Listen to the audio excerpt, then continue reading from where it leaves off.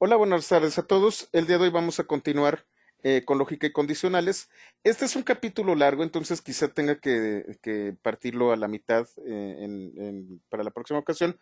Pero bueno, en este caso vamos a trabajar con este llamado lógica y condicionales. Voy a estar trabajando tanto en la notebook como en mi consola. Por favor, aquellas personas que no lo hayan hecho, hagan un git pull que actualice los apuntes. Y bueno, vamos a trabajar. Cuando nosotros tenemos una expresión lógica en donde tengo varios elementos como AND y OR, se empieza de izquierda a derecha. Se evalúa la expresión de la izquierda, luego tenemos el operador que puede ser AND y OR, y luego, perdón, y entonces se evalúa con respecto a la expresión que está posteriormente más a la izquierda, y luego otra vez tenemos un operador AND y OR, y así el resultado va de izquierda a derecha. Sin embargo, nosotros podemos agrupar nuestras expresiones lógicas y podemos hacer lo siguiente. Podemos utilizar los paréntesis. Entonces, fíjense en esto. Voy a copiar y lo voy a colocar en mi consola. Dice not false se vuelve true, and true. Esto va a resultar verdadero. Este resultado se le va a aventar al OR que tengo aquí. True or true es true. Ahora, la siguiente expresión contiene un paréntesis. Entonces tengo esta negación, pero esta negación va a aplicar al resultado de toda esta expresión interior. False, perdón, false and true es false. Or true, false or true es true. Pero como tengo aquí una negación, esto va a ser false. Voy a mover otra vez el paréntesis.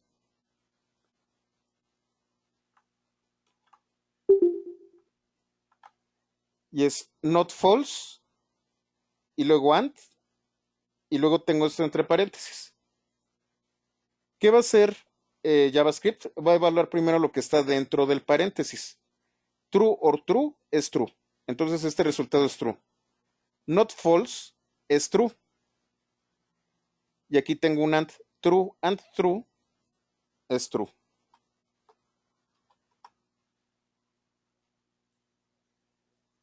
Y aquí tengo otra expresión con el paréntesis en otro lado. Lo primero que va a hacer es evaluar lo que está dentro del paréntesis. False and true es false. Es false. Pero aquí tengo un not. Entonces este se vuelve true. True or true es true.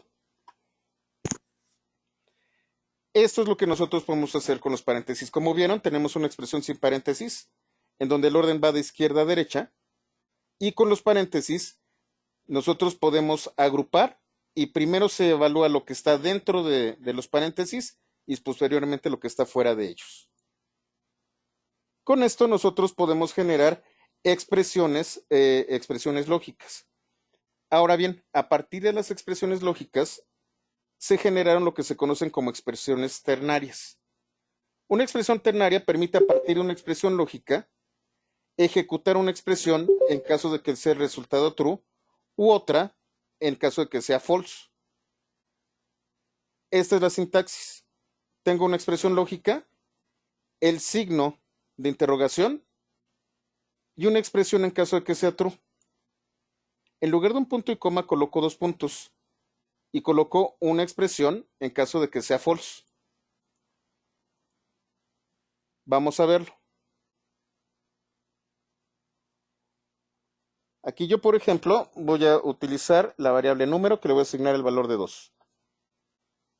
Voy a copiar esta expresión y la voy a colocar, bueno, para empezar,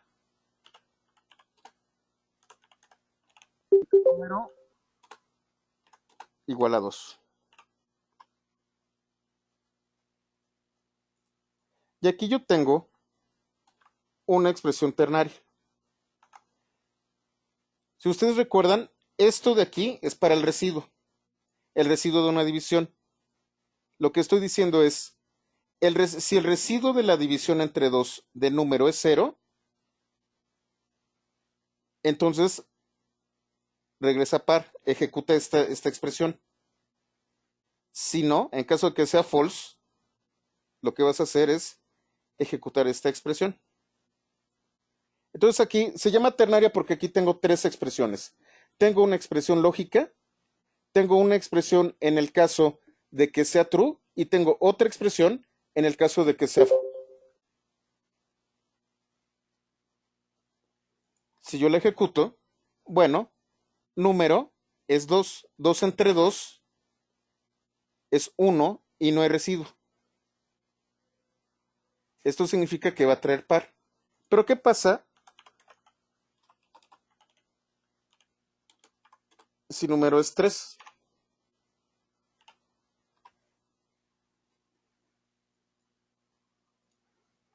Tengo la misma expresión, pero ahora como es 3, el residuo de dividir entre 2 es 1. Entonces esta expresión par no se va a ejecutar, sino que se va a ejecutar la expresión non. Y es así como funcionan las expresiones ternarias.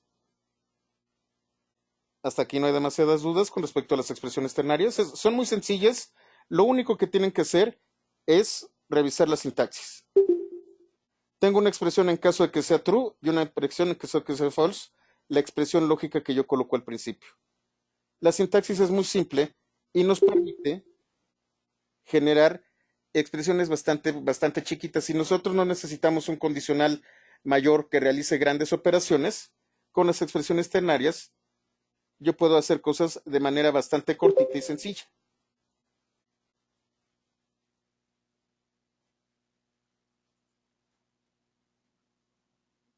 ¿Todo bien? Bueno, hasta este momento, prácticamente todo lo que hemos visto son expresiones. Vamos a empezar a trabajar con las declaraciones.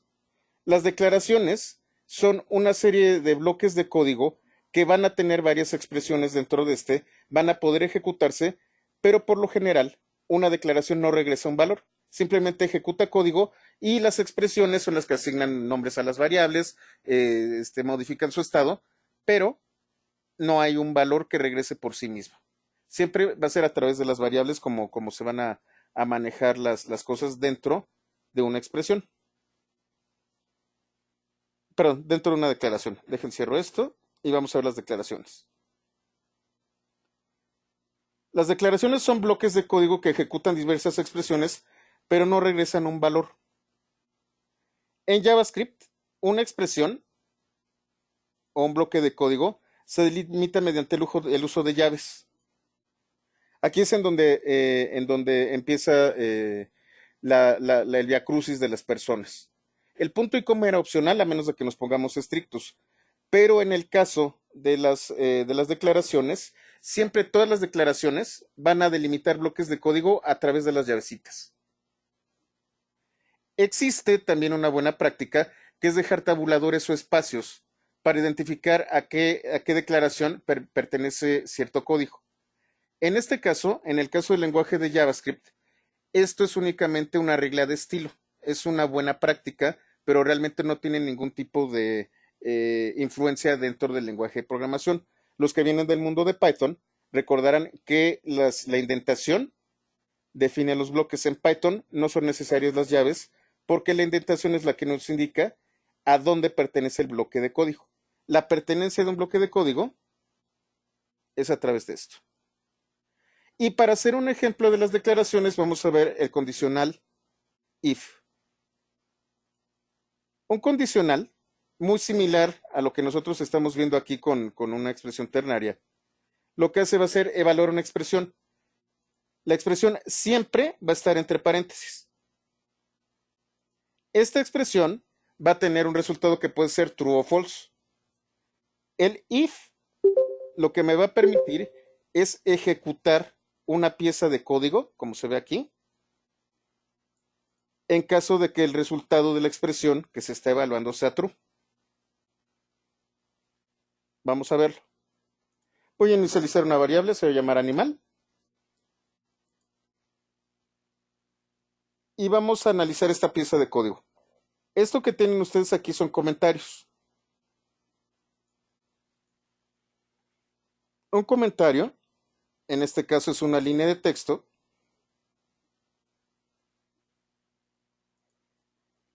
es texto que no va a ser interpretado por el shell y lo podemos utilizar para documentar el código.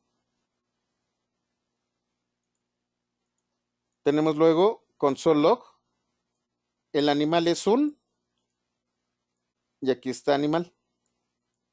Console log me permite a mí generar expresiones que manejan cadenas de caracteres. ¿Qué estoy haciendo aquí? Voy a colocar un carácter, perdón, una cadena de caracteres, luego el valor de animal y le voy a añadir un puntito.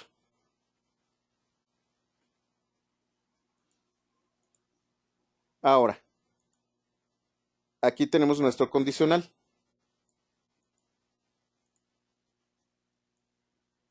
Si el valor de animal es igual a gato, abro mis llavecitas y aquí tengo console log, los gatos maullan y cierro. Este código, el console log, es el código que está dentro de la declaración del if. Este es el bloque de código que yo estoy eh, asignándole en caso de que ocurra un true. Y al final, un mensaje de despedida que es tenga un buen día. Vamos a hacerlo paso por paso en la consola.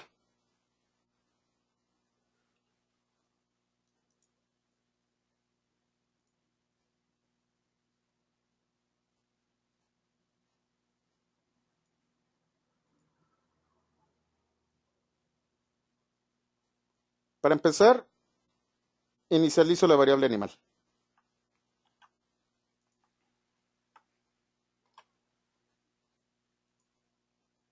Ahora le doy un valor a la variable animal. Animal es gato.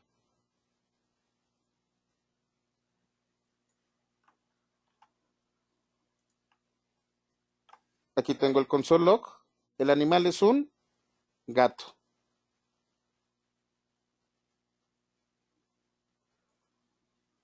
Este es el resultado. Y ahora viene el if.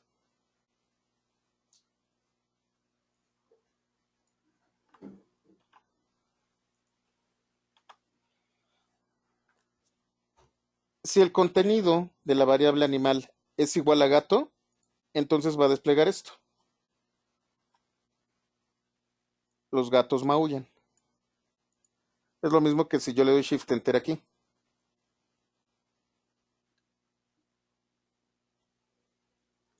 Ahora, ¿qué pasa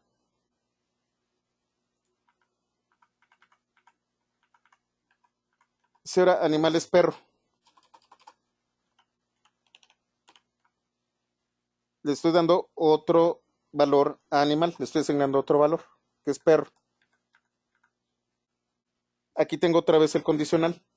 ¿Cómo me estoy moviendo yo para traer de nuevo el código previo? Con las flechitas. Con las flechas yo puedo ver la historia de los códigos, de los comandos que he metido en la consola.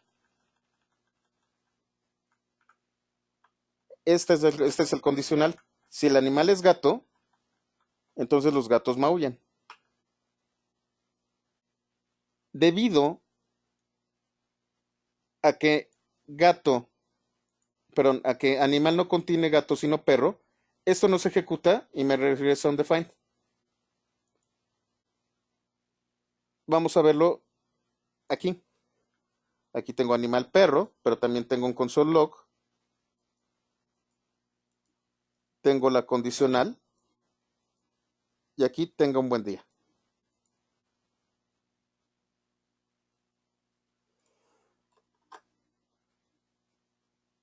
Como el animal es un perro, este if no se ejecuta.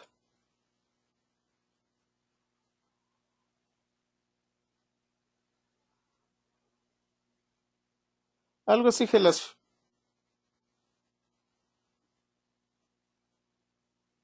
Sí, sí, el resultado es muy similar. Ahora, JavaScript es sensible a las mayúsculas.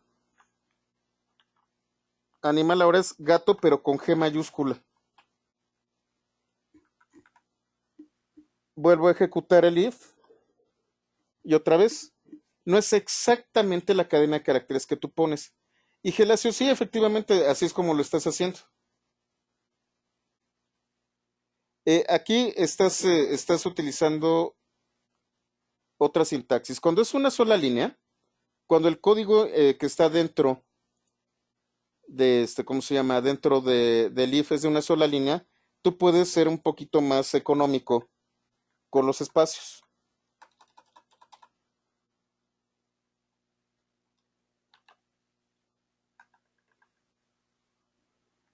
En lugar del punto y coma, tengo esta sintaxis. Si yo tengo varias expresiones dentro del código, necesito colocar punto y coma y seguirme. Es muy similar a lo que hicimos nosotros con las hojas de estilo. Si ustedes recuerdan, una hoja de estilo también utiliza las llavecitas, y en caso de tener solamente una regla de estilo, no necesitamos el punto y coma. Si tenemos varias reglas de estilo, entonces utilizábamos el punto y coma. En este caso, como es una sola línea, es una sola expresión, también esta expresión es correcta. También esta declaración es correcta. No pasa nada.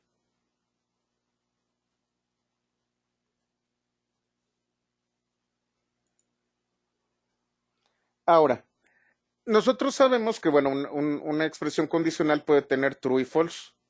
¿Qué pasa si es false? ¿Qué pasa si yo quiero que haga algo en caso de que mi expresión dé por resultado false? Tenemos la estructura if else. Voy a cerrar la consola y vamos a trabajar aquí. La estructura if else define dos bloques de código. Bloque de código 1, que es justo después del if, que es en caso de que sea true. Y aparte yo tengo la palabra clave else. Else significa si no. Si la expresión es true, se ejecuta esto de aquí, código 1. Si no, abro mis llavecitas y tengo otro bloque de código. En caso de que esta expresión sea false, se utiliza el else. Entonces vamos a ver esto. Tengo otra vez animal igual a gato. El console, el animal es un tal por cual. Bueno, es un gato. Y aquí tengo mi estructura. Si animal es igual a gato, entonces yo voy a desplegar los gatos maullan. Pero si no, lo que vas a colocar es no identifico al animal. Y al final, tenga un buen día. ¿Qué estoy haciendo aquí? Esto es una estructura de un script de JavaScript, en donde defino variables, en donde tengo expresiones que están fuera de una declaración, y tengo lo que se conoce como un flujo de ejecución. El flujo de ejecución de JavaScript va de arriba hacia abajo. Va a ejecutar cada una de las expresiones y declaraciones de principio a fin.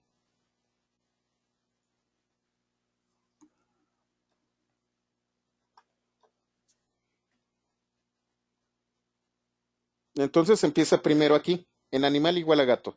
Está asignando un valor. Luego ejecuta console.log. El animal es un gato. Luego va a ejecutar el condicional. Animal es igual a gato. El resultado es false.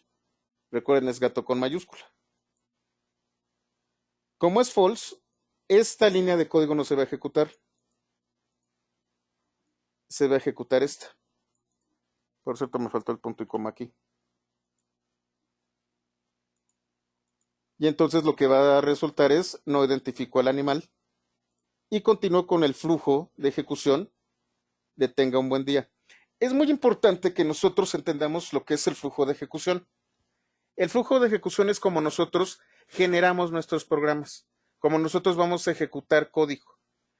El flujo de ejecución es una serie de expresiones y declaraciones que se van a ejecutar de principio a fin. Un flujo natural de ejecución va de principio a fin. Lo que vamos a ver posteriormente son elementos que permiten modificar el flujo.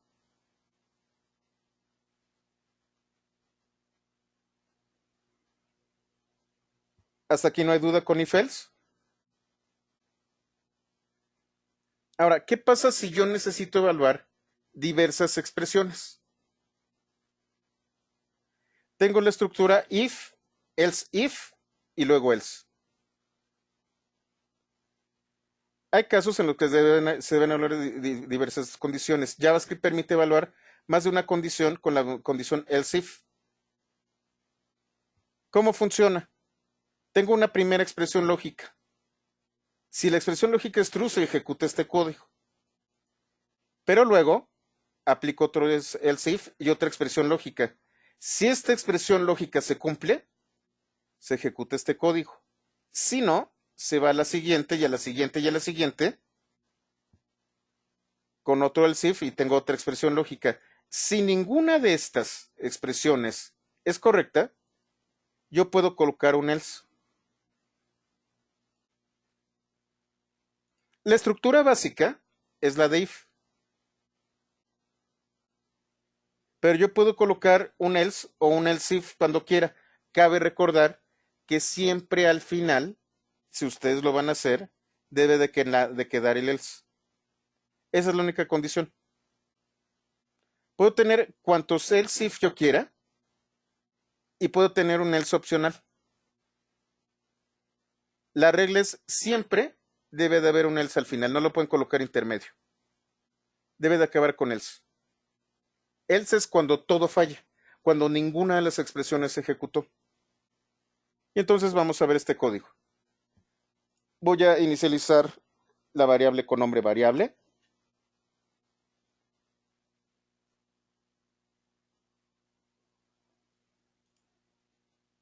Y le voy a dar el número, le voy a asignar el valor 12.3. Luego voy a desplegar el número es y va a aparecer aquí el valor de la variable. Aquí tengo un if. Si la variable es mayor que 0, es decir, es positiva, console.log el número es positivo. Si la variable es menor que 0, fíjense, tengo un else if y tengo otra expresión lógica. Si la variable es menor que 0, es decir, es negativa, voy a desplegar el número es negativo. Si no se cumple ninguna de las dos condiciones, es decir, que la variable sea 0, console.log el número es 0 y continúa con el flujo de ejecución. Le doy Shift Enter a esto y entonces el número es 12.3 y 12.3 es mayor que 0. Se cumple la primera condición. Se ejecuta este console.log y se sale de todo esto y vuelve al flujo normal. ¿Qué pasa si la variable es menos 0,00001? Un montón de ceros y el 1, pero es negativa.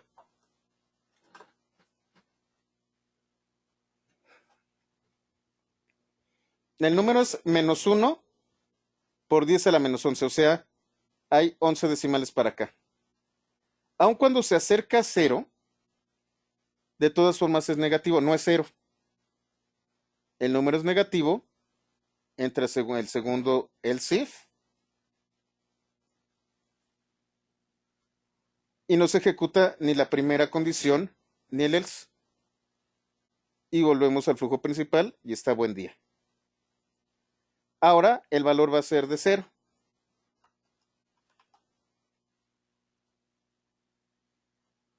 Console.log, el número es 0. Esta condición no se cumple. Esta condición no es true. Esta segunda condición tampoco es true.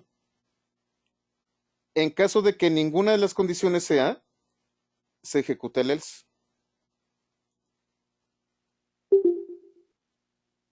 Así es como funciona esta estructura.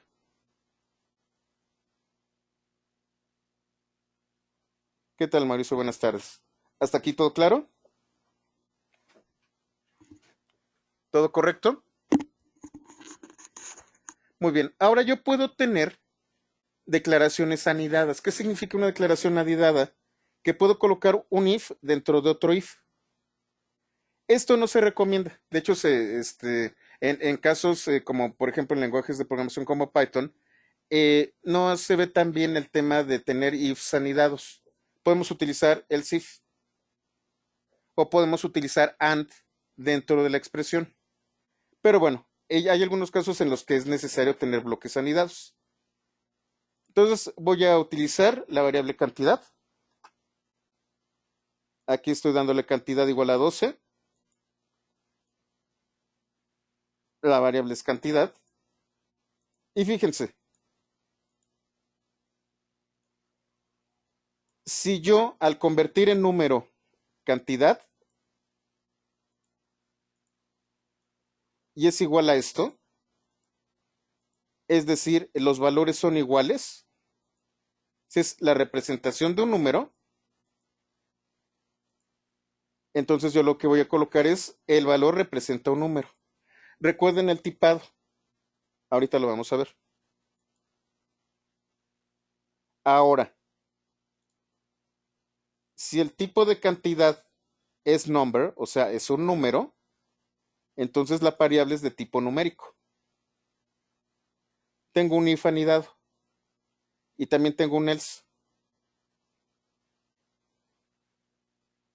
Y si todo falla, es la variable no representa un número.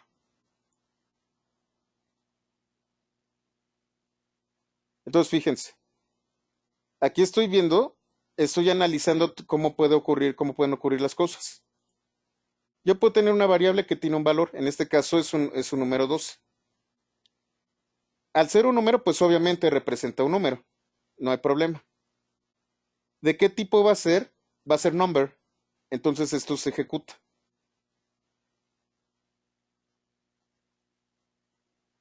Pero ¿qué pasa? Voy a darle Shift Enter.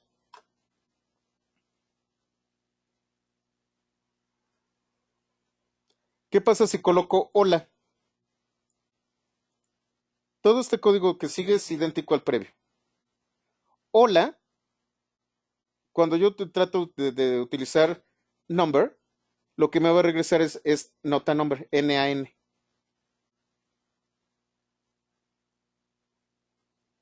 Esto no se va a cumplir. Como no se cumple, tampoco se ejecuta este if ni tampoco este else. Se va directo a esto de aquí. La variable no representa un número.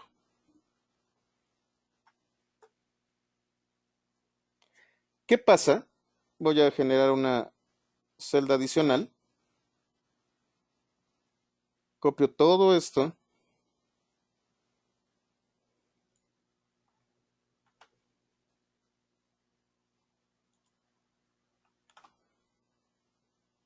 Llego a un lugar de hola, coloco 22. Esto es una cadena de caracteres, pero que es una representación numérica. La representación numérica va a hacer que pase este if.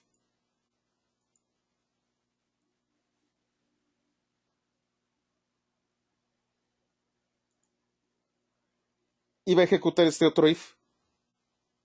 Si el tipo es número, entonces la variable es tipo numérico, pero el tipo es string. Como es string, el resultado es la variable no es de tipo numérico. Y como si hubo un resultado, este else no se va a ejecutar.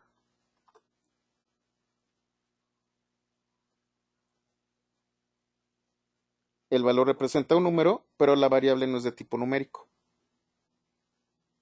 Entonces yo puedo tener un if anidado que solamente se va a ejecutar si este es true.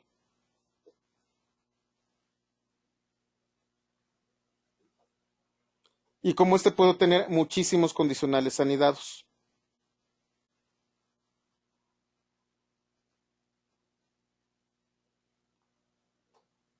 ¿Hasta aquí todo bien?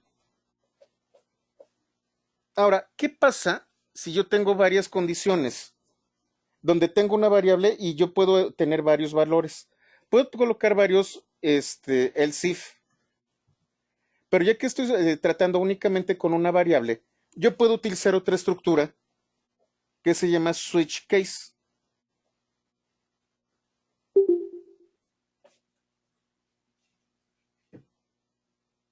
¿Cómo funciona switch case? Aquí tengo una expresión. Fíjense, no dice expresión lógica, sino una expresión.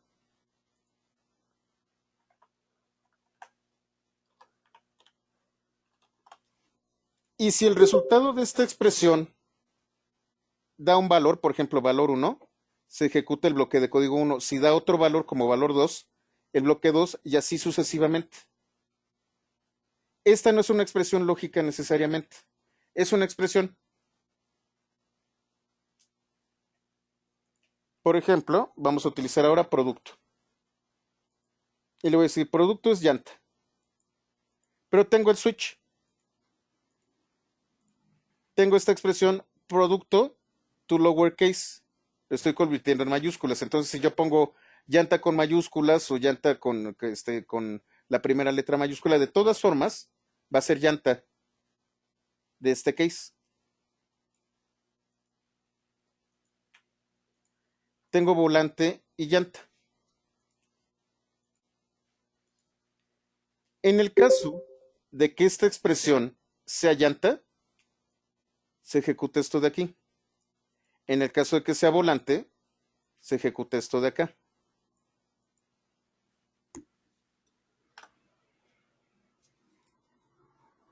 La llanta cuesta 500 pesos. Ahora, si yo tengo varios elementos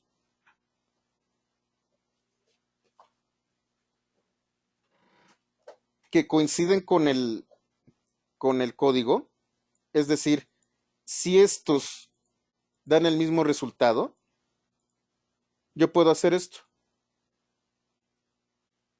En caso de que sea rin o de que sea llanta, vas a colocar esto de aquí.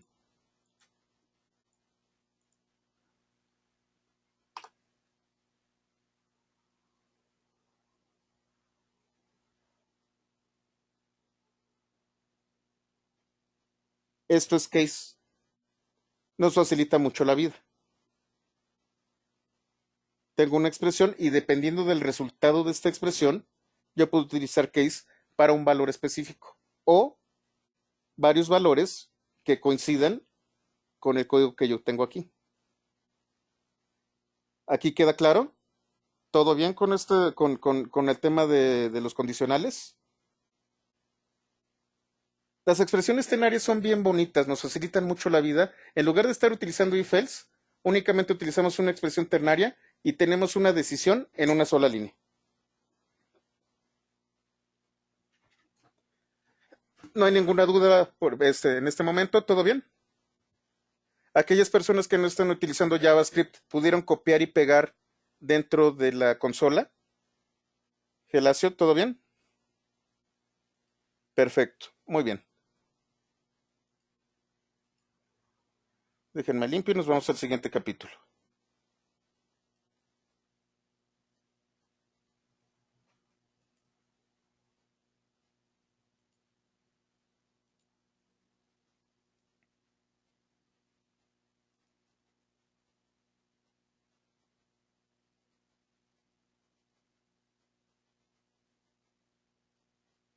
Vamos a ver los ciclos e iteraciones. Junto con los ciclos e iteraciones, vamos a ver también algunos elementos que rompen un flujo de ejecución.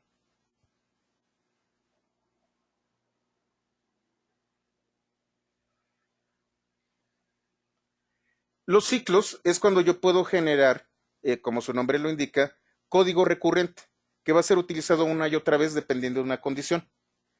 El primer ciclo que tiene JavaScript es while. While lo que va a hacer es evaluar una condición lógica, una expresión lógica, y en caso de que sea true, se va a ejecutar esto hasta que la expresión lógica sea false. Entonces, tiene que haber algo dentro de este código que convierta esta expresión lógica en false. Si no, esto va a ser un ciclo infinito. Vamos a verlo.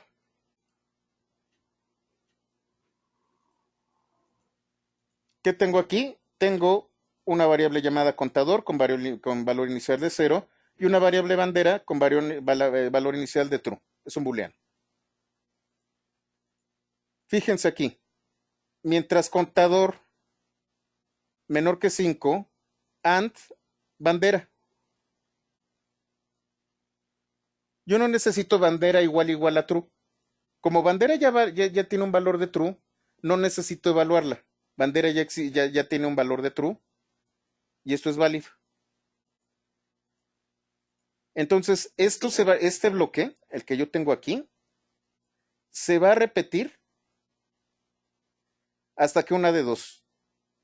Bandera sea false o contador sea mayor o igual a 5. Entonces tengo aquí el contador. Va a imprimir el valor y luego, si ustedes recuerdan este operador, va a sumarlo. Va a sumarle 1 a contador. Si yo le doy Shift Enter, me va a regresar 0, 1, 2, 3, 4. Vamos a abrir la consola.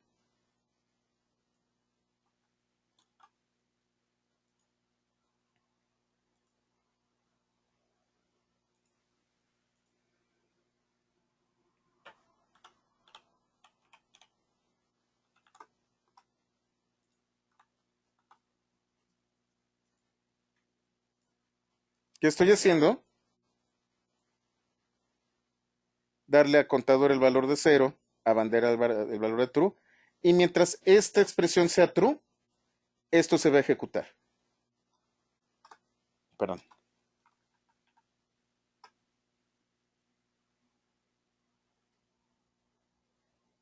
Y el último resultado es 4, el valor del contador.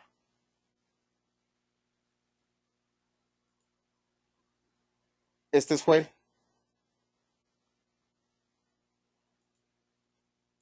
Si bandera es igual a true, aquí tengo lo mismo. Es más, creo que está haciendo lo mismo. Déjenme ver. Contador igual a 0.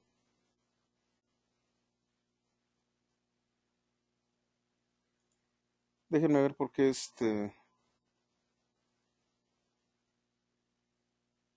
Ah, ya aquí está.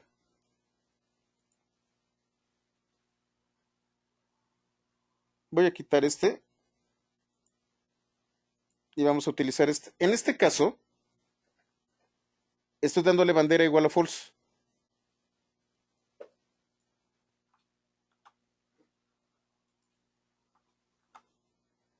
Como bandera es igual a false, va a evaluar esta expresión. Y como esta expresión da false, no va a ejecutar el código.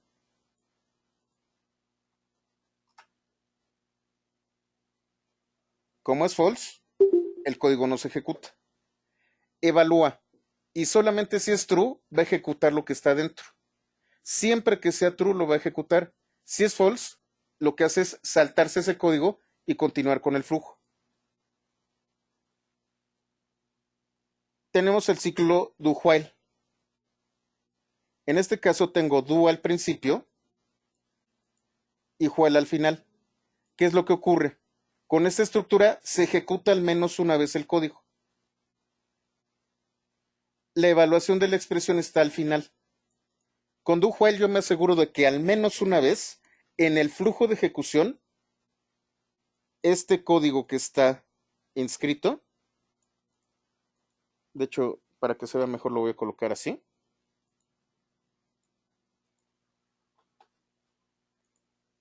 Se ejecute. Es muy similar, es algo muy similar. Tengo el contador, pero la evaluación es hasta el final.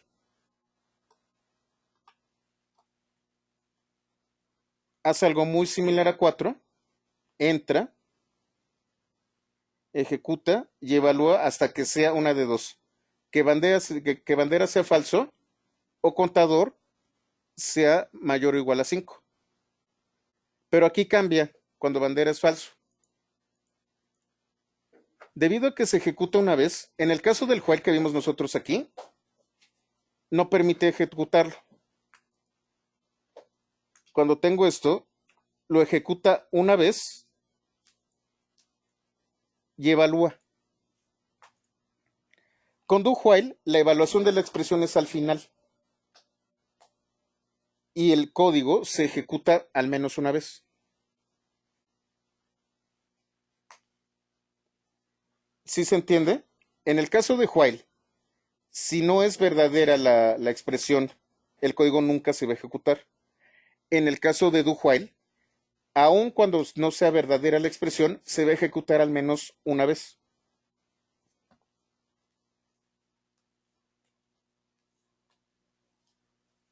¿Todo tranquilo con estos ciclos? Ahora, vamos a trabajar con for. For lo que me permite son iteraciones. Una iteración es un subconjunto de los ciclos. Una iteración es, yo le voy a dar un elemento de inicio y un elemento de final, y lo que el for va a hacer es, de uno en uno, va a ejecutar el código.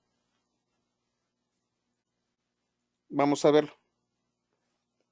Déjenme nada más editar rápido. Ay, perdón. For utiliza paréntesis. Y en el paréntesis yo voy a tener una expresión particular de iteración.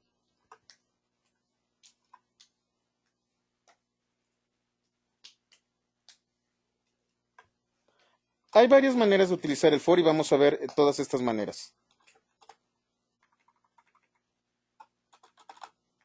Para empezar, necesito yo una variable con un valor de inicio. Y luego voy a tener una condición, y una razón de cambio, cada una separada por un punto y coma.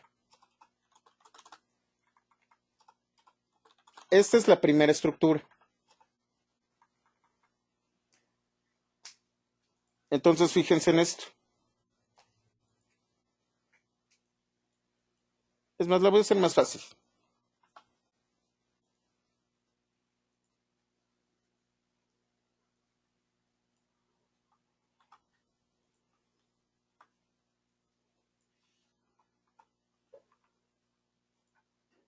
Tengo una variable.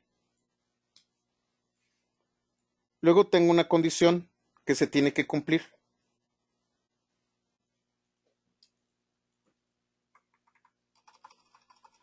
Voy a colocarle 8. Tengo una variable que va a ser la que va a iniciar. Yo inicializo la variable con un valor inicial. Y luego i tiene que cumplir esta condición. Y aquí lo que estoy haciendo es un incremento. Esta es otra expresión. Otra vez, inicializo, expresión lógica, y aquí otra expresión, que en este caso es el de aumento.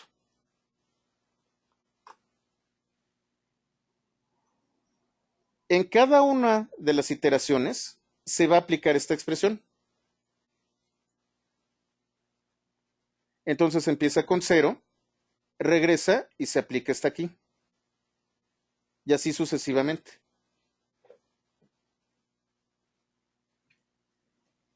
Ahora, ¿qué pasa si cambio un poquito la expresión?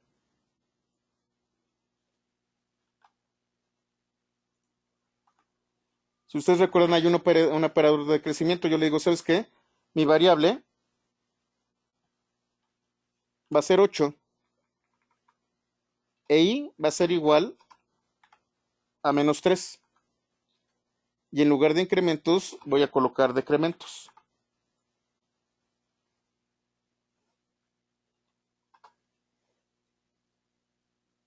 Aquí cometí un error, déjenme, lo detengo. Para detener, utilizo esto de aquí. Interrumpo el kernel.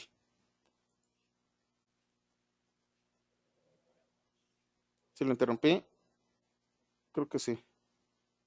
Déjenme ver. Fíjense, aquí yo hice mal mi estructura. Y lo que hizo fue una sucesión de tres.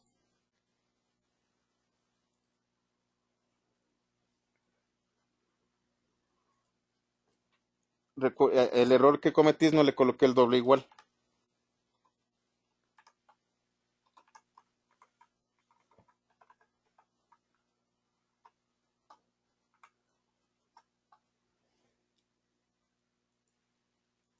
Perdón. Es mayor o igual. Aquí está. Perdonen ustedes. ¿Cuál es la condición?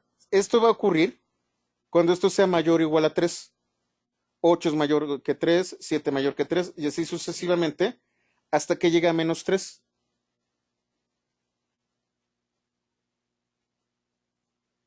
Ya el que sigue es menos 4. No es mayor o igual.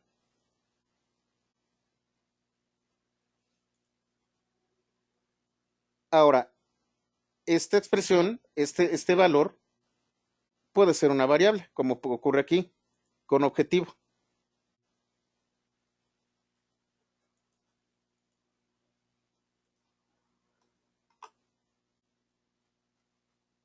Entonces, otra vez, tenemos una variable que se inicializa, se le da un valor inicial, tengo una expresión lógica y algo que va a cambiar esta variable.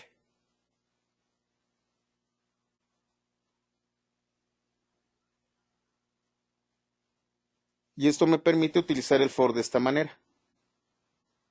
Esta es una iteración numérica, esto se le conoce como una iteración numérica. Aquí están los decrementos como lo vimos.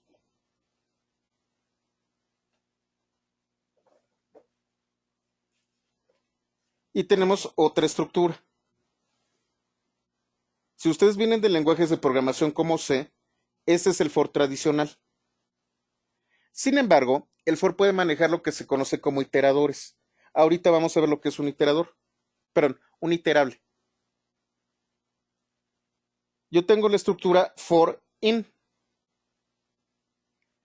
Si ustedes recuerdan, in lo que me da, cuando vimos ese operador, es me da un índice. Entonces, por ejemplo, aquí tengo un arreglo.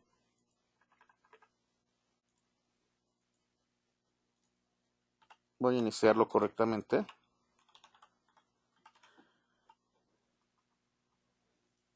En donde tengo 1, 2 y true. Para índice, que es la variable, dentro de arreglo, índice lo que va a tomar es cada uno de los índices de este arreglo. 0, 1 y 2. Entonces yo puedo utilizar esto para cada uno de los índices. Aquí es donde estoy colocando el valor y de arreglo me trae cada uno de los elementos en el índice. Esta estructura es bastante simpática, pero tenemos otra más interesante. For of.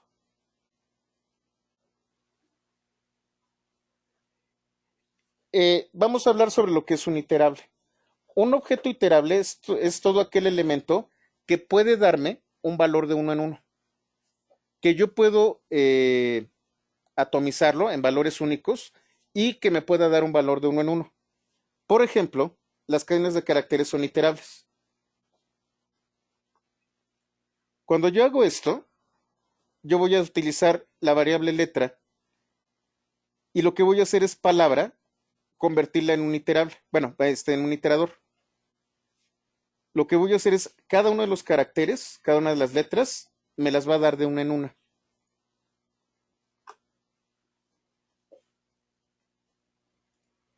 Pero, por ejemplo, si ya tenemos, por ejemplo, definido este arreglo,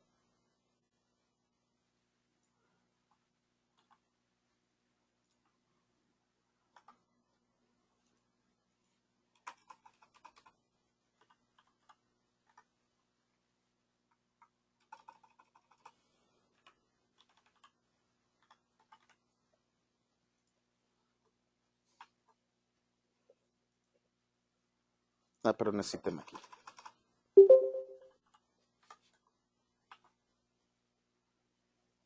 Me trae cada uno de los elementos. Los arreglos también son iterables. Entonces tenemos estas estructuras. Una estructura en donde yo tengo inicializada una variable, un condicional y algo que va a hacer que cambie la variable. Por lo general vamos a utilizar incrementos.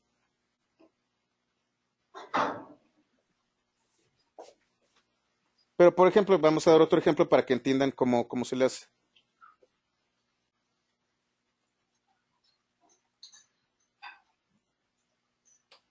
Voy a cerrar un micrófono, perdónenme. Denme un momentito. Listo. Voy a copiar esto y lo que voy a decir es, bueno, el objetivo es 5.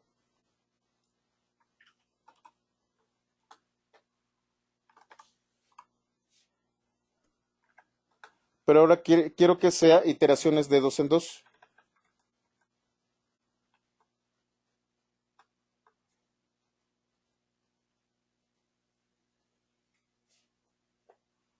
Entonces el objetivo dice menor o igual. Y la iteración es de 2 en 2. Yo puedo colocar aquí una expresión que permita cambiar el valor y se lo va a aplicar a cada uno de los elementos de la iteración. Empieza con 0. ¿Qué pasa si le coloco 1? Va a ser incrementos en la razón que yo le estoy diciendo.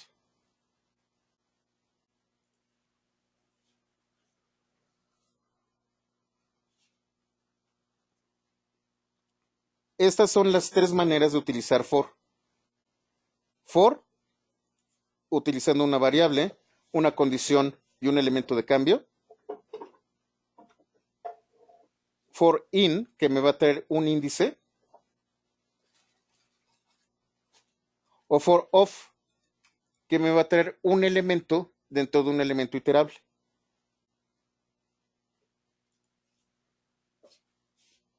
¿Todo claro con for? ¿Todo bien?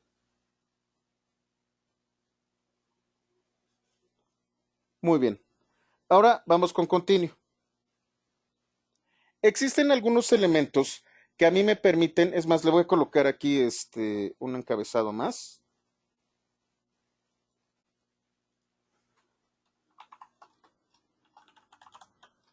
Van a ser elementos de detención de flujo.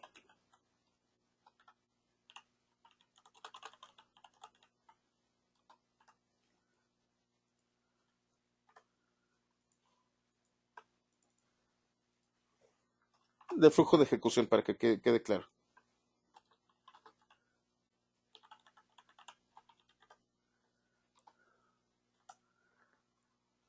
Y vamos a colocar la interrupción.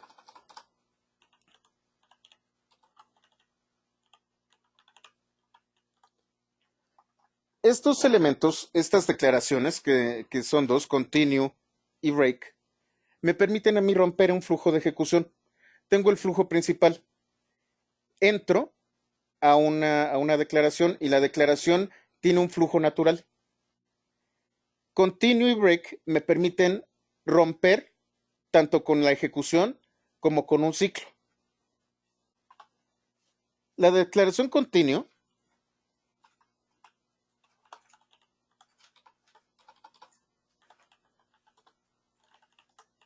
permite reiniciar un ciclo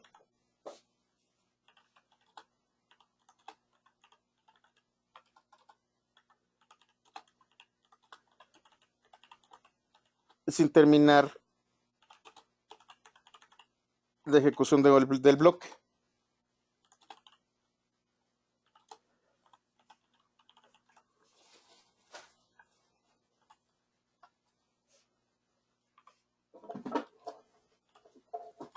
¿A qué me estoy refiriendo? Voy a utilizar arreglo de tensión. Arreglo de tensión tiene el número 1, el número 2, el número 3, el número 4 y tiene la cadena de caracteres que dice alto. y luego la cadena de caracteres 5 y la cadena de caracteres 6. Yo aquí voy a tener un condicional. Si valor es alto, entonces va a aplicar el continuo. Continuo lo que va a hacer es, no va a permitir que continúe con la ejecución. Si se fijan, este if está anidado en el for. Console log e if están en el mismo nivel. Cuando yo ejecuto continuo, lo que hago es regresar sin ejecutar el resto del código.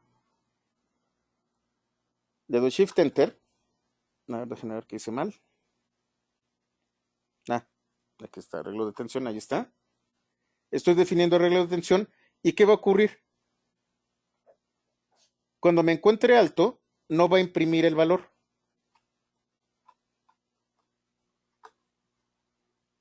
Imprime 1, 2, 3, 4. Pero si es alto,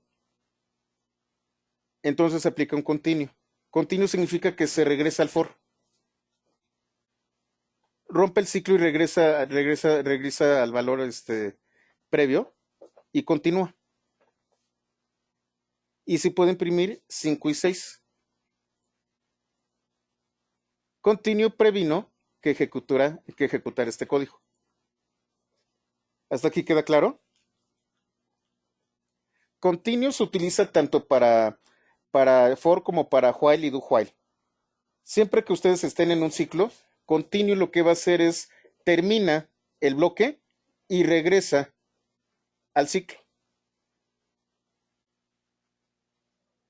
Termina un ciclo, pero no todas las iteraciones. Break rompe el ciclo.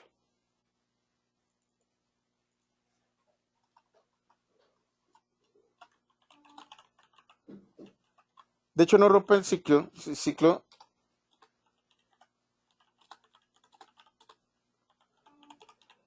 con el flujo de ejecución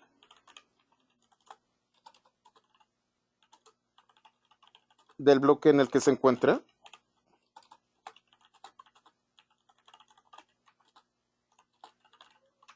Y regresa al bloque superior.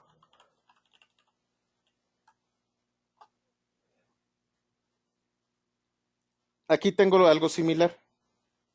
Yo ya definí arreglo de tensión, que es 1, 2, 3, 4, tiene alto, 5 y 6. Con break, rompo con todo el flujo. Tan pronto como me encuentro break, se sale del for. Con continuo, termina solamente con la ejecución del código, pero regresa al for. Con break, rompe con el for completo. Se sale por completo.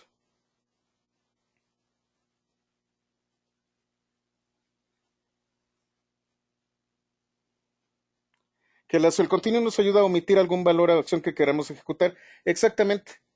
Por ejemplo, en un ejemplo que yo hice con Python, yo te pedía que me dieras respuestas correctas. Y entonces con el continuo yo te podía contar cuántas veces tenías una respuesta incorrecta y cuántas veces tenías una respuesta correcta. Tenía un contador de respuestas correctas. No, perdón, solamente tenía un contador de respuestas incorrectas. Si la respuesta era incorrecta, no se ejecutaba el continuo. Y entonces el contador aumentaba en 1. Si la respuesta era correcta, se ejecutaba el continuo y te volvía a preguntar.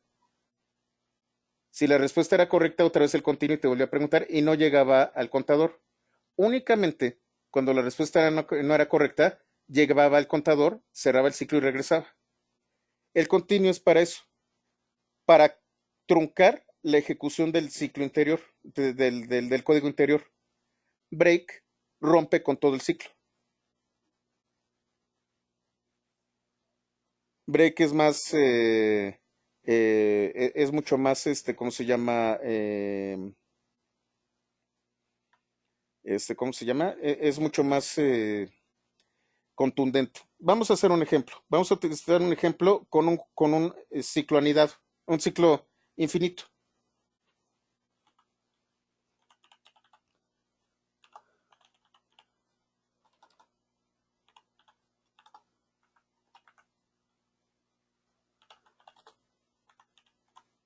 Creo que no tengo contador.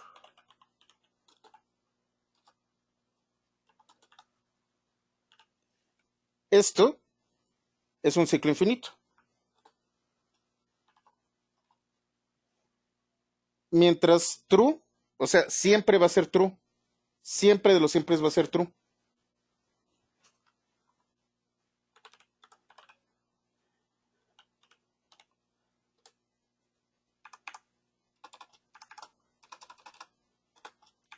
Voy a incrementarlo en uno.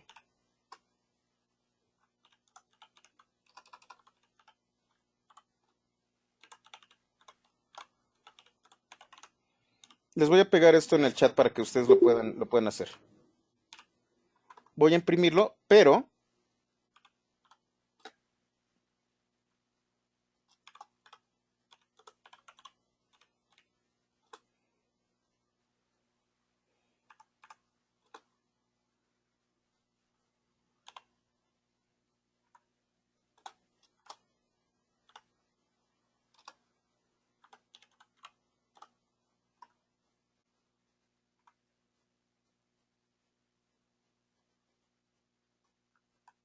¿qué estoy haciendo aquí? Eh, Tengo un contador que va sumando de uno en uno. Voy a imprimirlo. Entonces el contador es cero, ya de uno, y entonces la primera vez es uno. Luego 2, luego 3, luego 4, luego 5. En cada uno de estos whiles va a ser esta evaluación. Si contador es igual a 5, va a romperlo.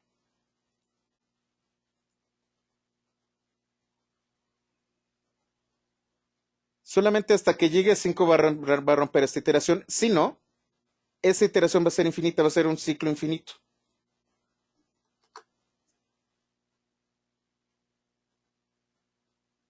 Tengo un ciclo infinito y lo rompo con break.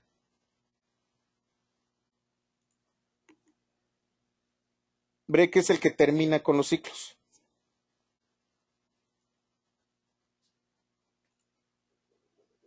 ¿Queda claro continue y break?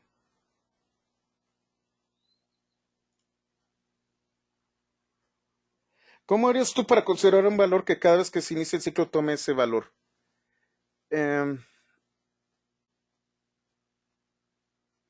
Realmente tendrías que definirlo previamente con otra variable.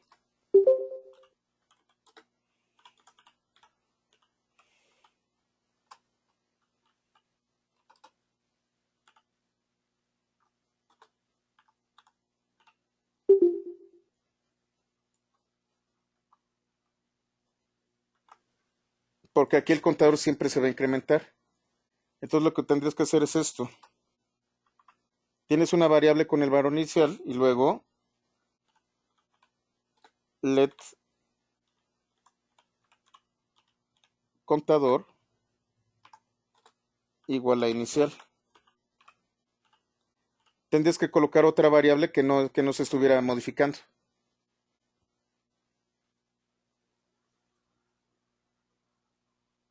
Aquí me va a marcar un error porque ya usé let previamente.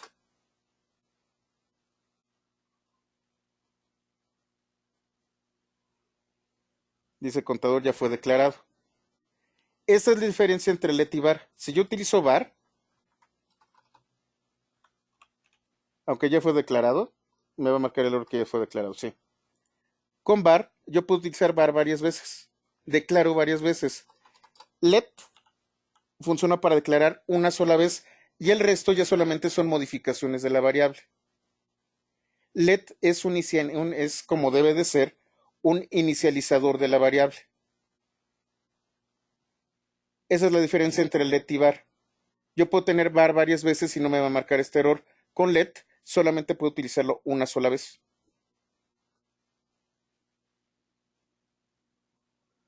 Es una regla de estilo, es una buena práctica inicializar variables.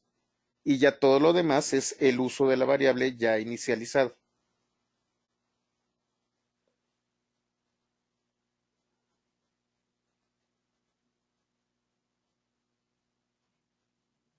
Puedo usar cuantos contadores yo quiera, no hay ningún problema. Y lo que tú puedes hacer es extender la expresión lógica. Entonces sí, puedes hacer lo que tú quieras, Álvaro. Esto es la mínima expresión, pero esto lo puede ser tan complejo o tan simple como tú quieras. Esa es la gran ventaja que tienes tú con los iteradores.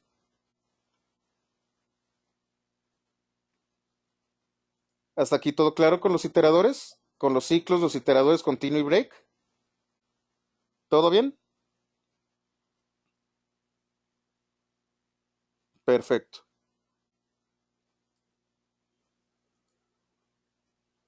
Ahora vamos a ver el capítulo 13. El capítulo 13 yo considero que es el más importante tanto para Python como para JavaScript, que es el tema de las funciones.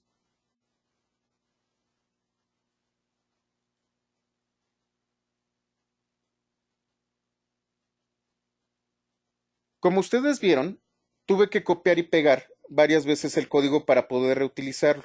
Las funciones lo que van a hacer es delimitar código que yo puedo reutilizar.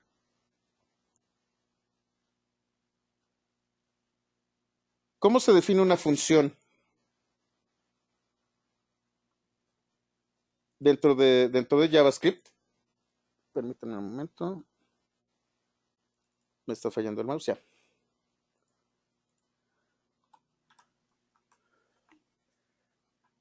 JavaScript nos permite definir funciones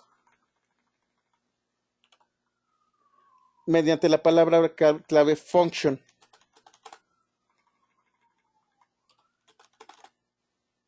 seguida por el nombre de la función.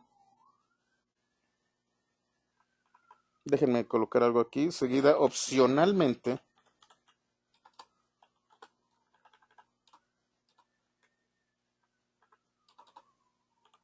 por un nombre que se le asignará a la función.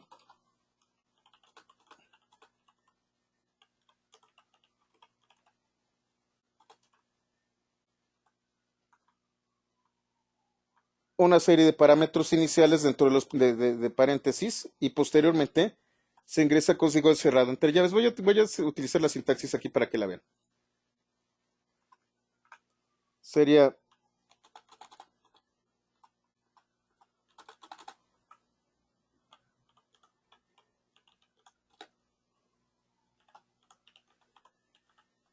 function, nombre,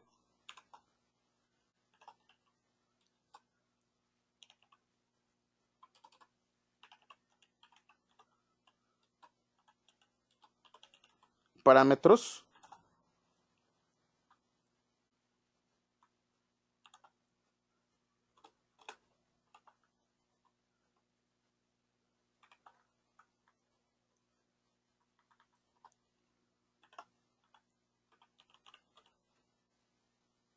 y código.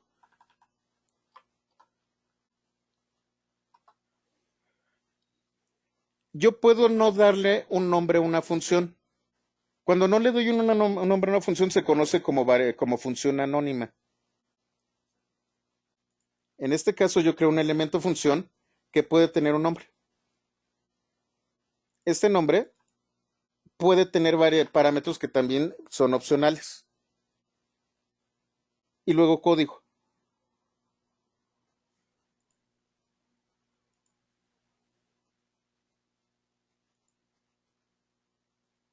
Déjenme añadir algo. Así es como se define una función.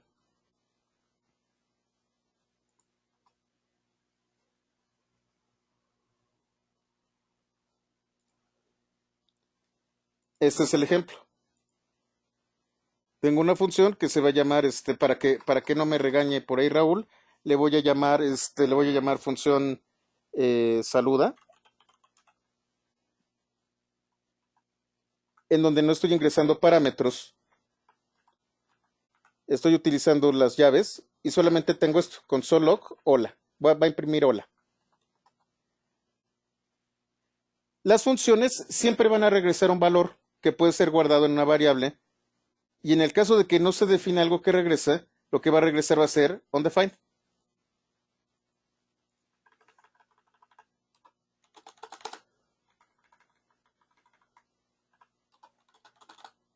Pero antes de esto,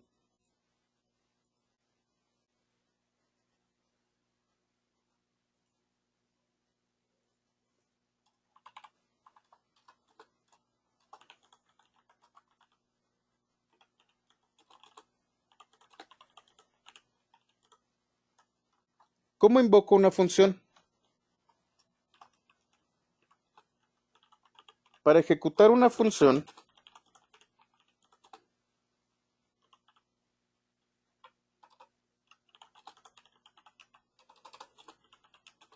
que no sea anónima, es decir, que tenga un nombre,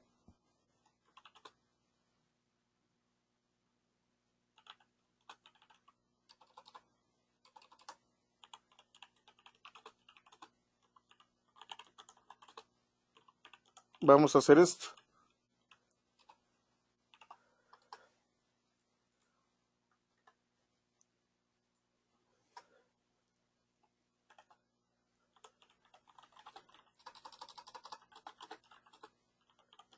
Nombre de la función,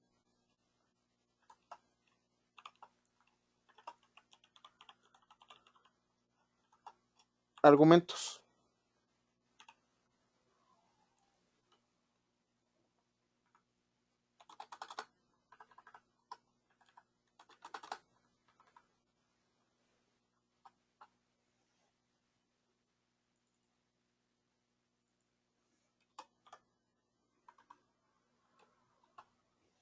¿Qué son los argumentos?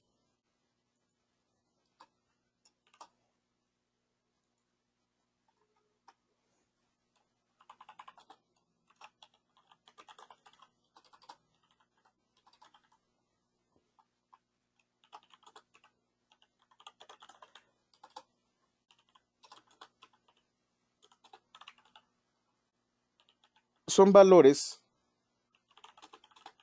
que se ingresan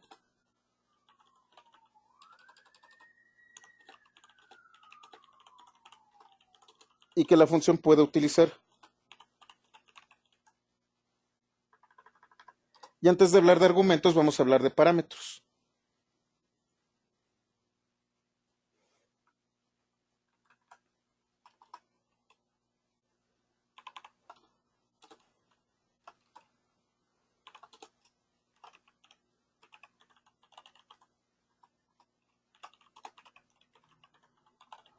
Los parámetros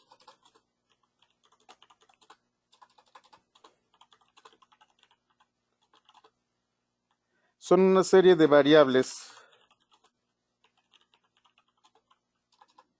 propias de la función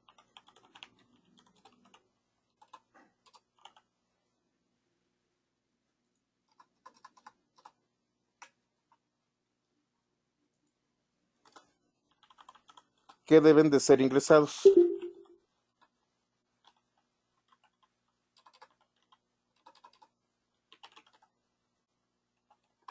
Un parámetro es cuando yo pido datos. Si yo estuviera, por ejemplo, haciendo un cuadrado y calcular la superficie de un cuadrado, una función que calcular la superficie de un cuadrado, tendría la función, ¿cómo se llama? La función, vamos a llamarle superficie. Entre paréntesis colocaría, por ejemplo, un nombre que sería lado y generaría todo lo necesario para que cuando yo genere la función, fíjense, aquí, voy a invocar la función para que lo veamos.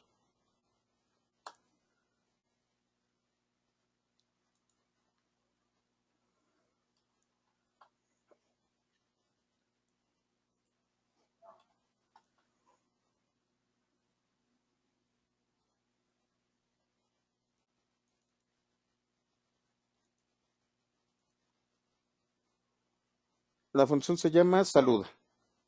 Saluda no requiere argumentos. Yo puedo colocarle varias cosas y ejecutar.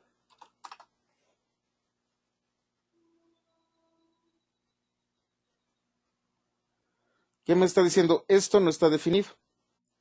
Es más, voy a colocarle, perdón.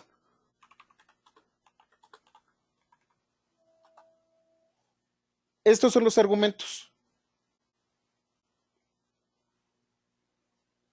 En el caso de las funciones de JavaScript, yo puedo meter un montonal de argumentos, pero si no tengo parámetros que cachen estos argumentos, no va a pasar absolutamente nada, no me va a marcar un error. En otros lenguajes de programación, los parámetros y los argumentos tienen que ser el mismo número. Si yo estoy pidiendo 5 parámetros, tienen que entrar 5 argumentos obligatoriamente. En el caso de ¿cómo se llama? ¿Cómo se llama? De JavaScript, yo puedo meter argumentos y no hay ningún problema. Yo no estoy pidiendo ningún parámetro, no hay problema.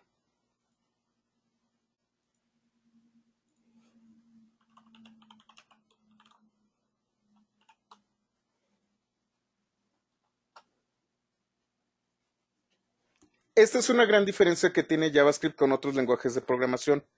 Los lenguajes de programación que son más estrictos con esto te dicen, no, obligatoriamente tú tienes que definir un parámetro y el parámetro tiene que corresponder, cuando tú lo llames, con el mismo número de argumentos. Aquí no, tú puedes colocar los argumentos, pero si no los cachas no hay problema. JavaScript te permite continuar.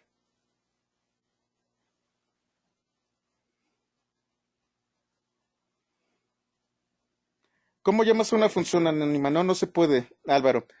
Vamos a ver, de hecho no lo vamos a ver aquí, sino en, por ejemplo, en D3, tú puedes utilizar, por ejemplo, objetos que contengan funciones anónimas. Tú puedes jugar con las funciones anónimas. O inclusive puedes utilizar otra sintaxis, que esta es una sintaxis vieja y a lo mejor la van a ver posteriormente.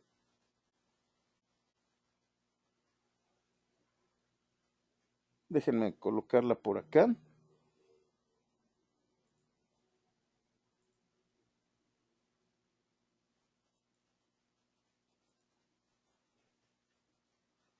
A lo mejor ustedes se van a encontrar,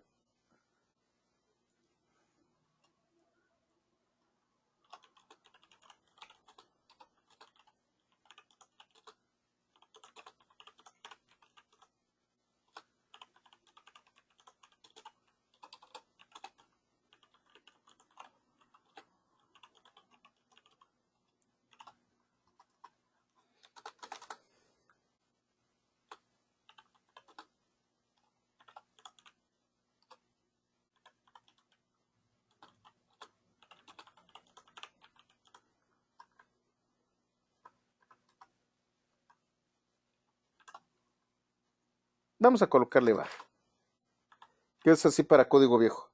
Var, nombre de la función, igual, function,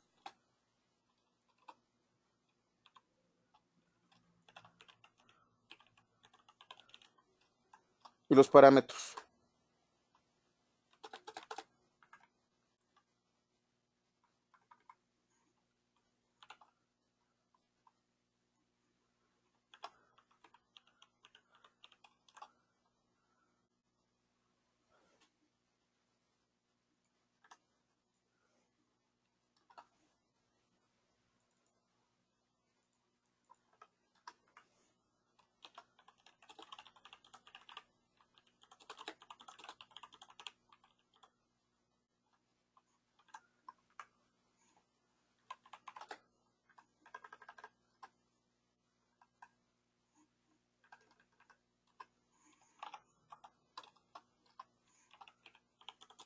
Aun cuando es válida esta definición,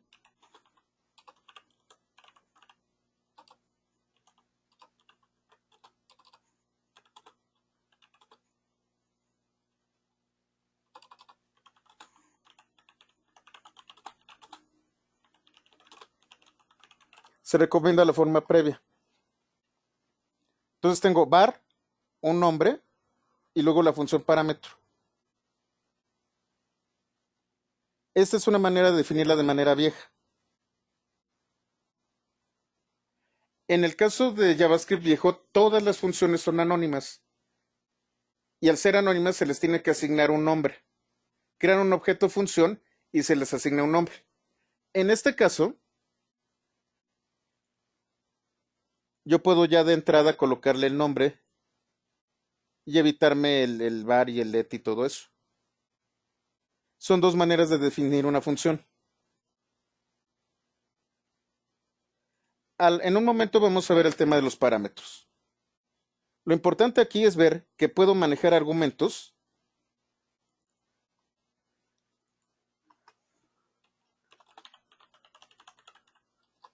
a diferencia de otros lenguajes de programación.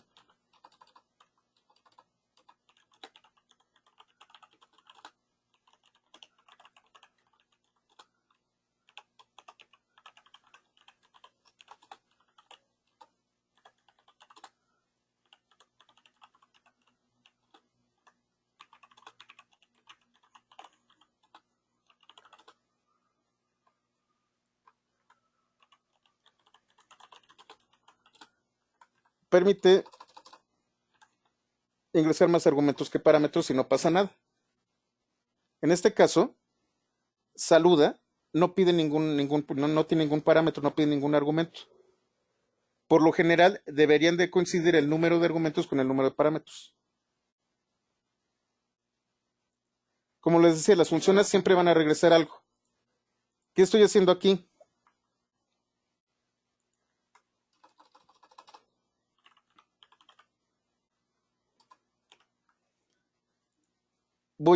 De lo que regrese saludo, lo voy a guardar en la variable resultado.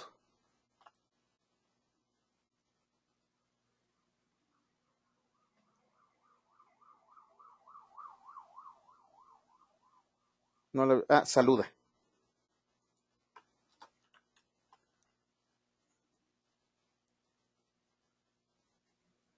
Creo que ya lo había hecho, entonces lo voy a utilizar así.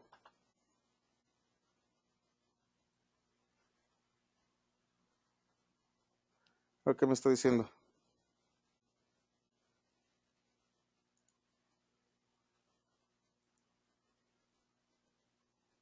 El resultado no está definido.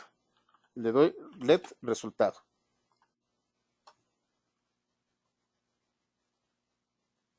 Pero dice que ya fue declarado. Bueno, vamos a colocarle let contenido. Ahí está, hola.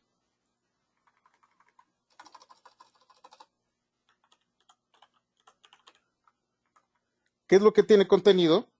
Undefined. Si yo no le digo qué me va a regresar la función, las funciones siempre regresan undefined.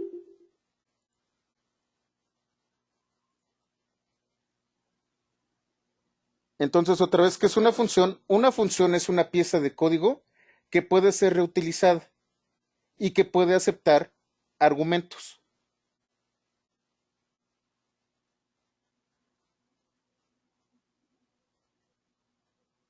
Ahora, vamos a hablar sobre los ámbitos. Esto es muy importante. Y es ahí en donde también diferenciamos let y var.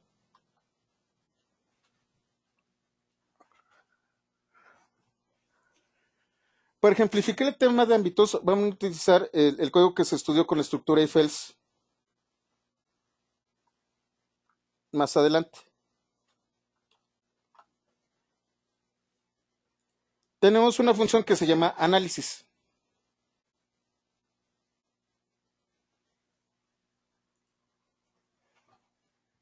Genera una función que se llama análisis, en donde el número es tal. Console log, etcétera, etcétera, etcétera. Si ustedes se fijan, estoy haciendo referencia a número. Número no lo he definido en ningún lado. Si ustedes ven el código previo, no hay número. Esto es lo que hicimos en el capítulo pasado, en donde yo veo si un número es mayor que 0, menor que 0 o 0.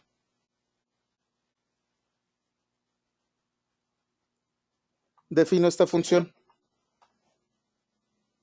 La variable número no fue definida.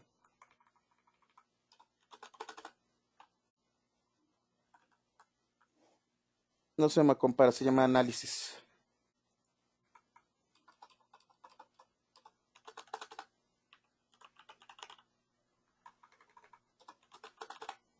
Cuando vamos a invocar nosotros esta función, la función va a buscar en su ámbito local, dentro de la función, y posteriormente en el ámbito general. Vamos a hablar de ámbitos. Las funciones pueden tener sus propias variables. Estas propias variables son las que yo defino como parámetros. Estas solamente viven dentro de esta función. Es más, yo también puedo generar otras funciones, pero estas solo van a vivir dentro de la función. En este caso, yo estoy buscando número. Si no encuentro alguna de esas variables, alguno de estos nombres en los parámetros o dentro de la función, va a buscar en el ámbito superior. El ámbito superior es donde se encuentra global. Si ustedes recuerdan, global es el ámbito superior de todos, es el ámbito global. Si ninguna de las variables está definida en ninguno de los ámbitos, va a marcar un error. Aquí voy a llamar análisis haciendo referencia a número. Número está referenciado en todos lados, pero no está definido.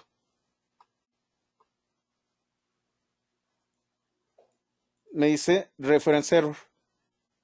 El número no está definido. Para que pueda yo utilizar análisis, necesito definir la variable número. Como ya la definí, el número es 15 y el número es positivo.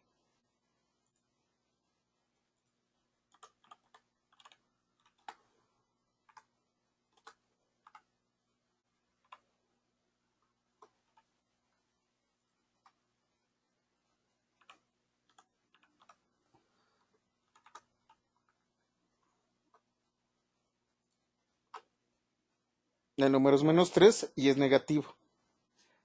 Las funciones, como ustedes pueden ver, es para reutilizar el código. En lugar de pegar todo el código otra vez, simplemente llamo a la función análisis y cambié la variable.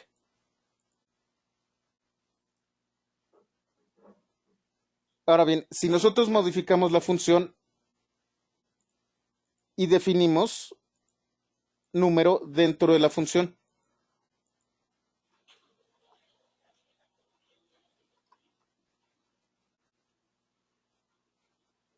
si ustedes se fijan aquí coloco let número igual a 33.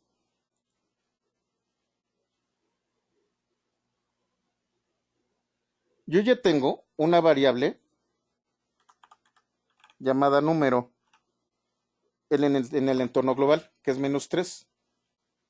Y estoy definiendo otra variable con el mismo nombre dentro de la función con el valor 33.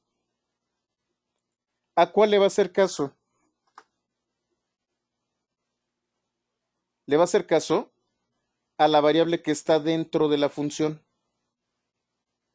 Tengo un ámbito local, que es esto que están viendo ustedes, todas las variables que se definen dentro de la función, y un ámbito global, que son las variables que yo estoy definiendo en mi intérprete. Las variables del ámbito global pertenecen al objeto global, al que vimos desde un principio. Las funciones que se definen dentro, las variables que se definen dentro de una función son el ámbito local y solo viven dentro de la función.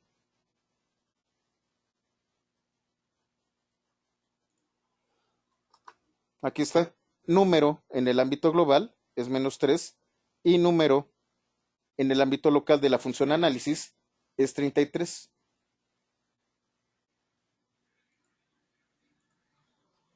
Otra vez, modifiqué número igual a 2.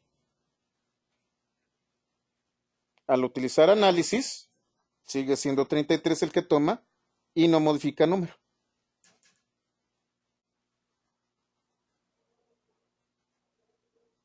Los ámbitos nos permiten a nosotros poder reutilizar las funciones. ¿Por qué sirve esto de los ámbitos? ¿Por qué es importante?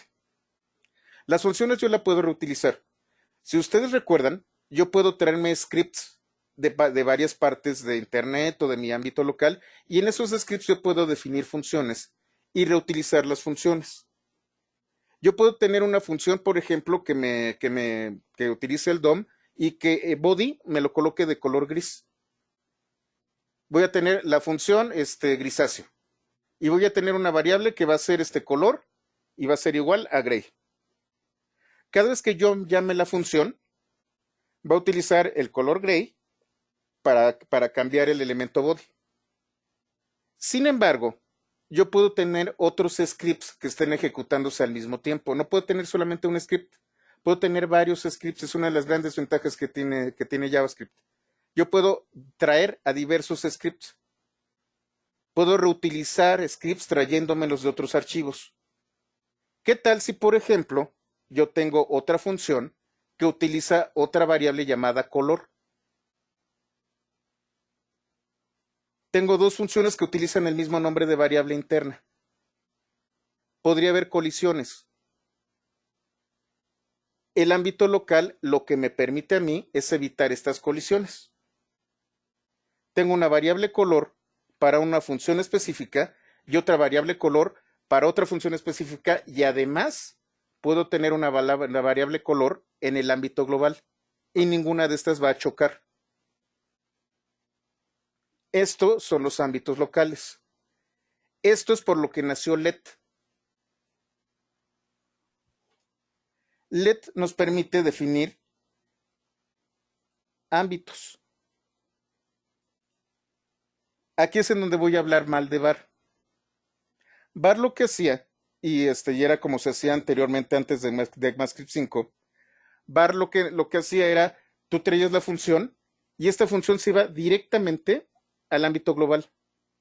Aun cuando estuviera dentro de una función, se iba al ámbito global. Y entonces tú podías sobreescribir valores con el mismo nombre de la función. Esto lo hacía por defecto. A esto se le conoce como hoisting. Déjenme ver si lo tengo más abajo.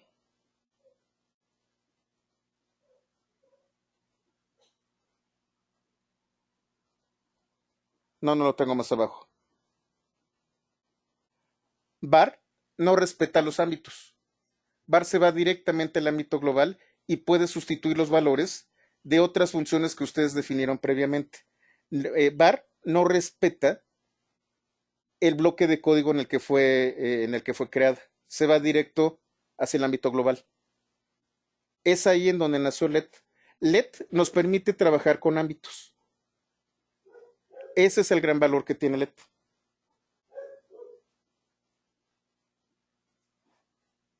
¿Hasta aquí queda claro el tema de los ámbitos?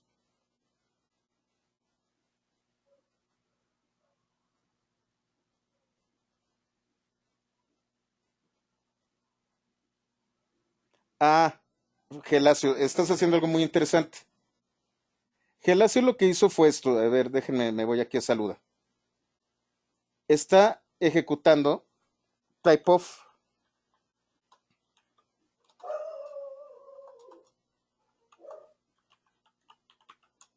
Así. Ustedes recordarán que saluda va a regresar algo.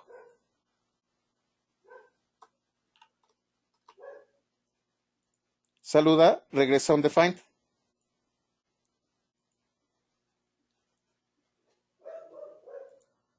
Recuerden, console log despliega. Pero lo que regresa, si se fijan, aquí hay un in y aquí hay un out. El out corresponde a undefined. Estoy ejecutando la función toma control de la consola y despliega esto. Pero lo que está regresando es undefined.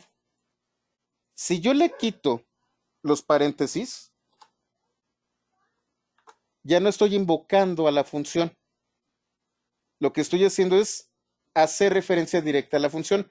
¿Cuál es el type of de saluda sin paréntesis? Voy a colocarlo aquí con paréntesis. Aquí, si ustedes se fijan, ejecuta y después toma lo que despliega lo que regresó, el tipo de dato que regresó. Ah.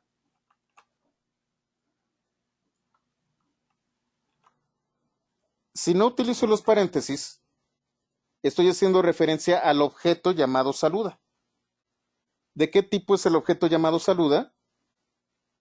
Es una función.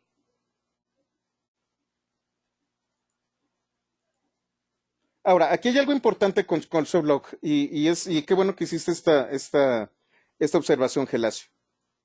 Hola es parte de la ejecución de la función. Console log lo que hace es tomar control de la consola y escribir en la salida de la consola, en el out.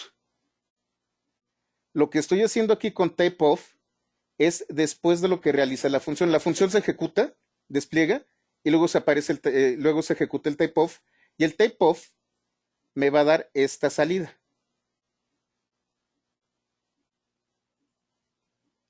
Esto es parte del console log y esto es el resultado de type off.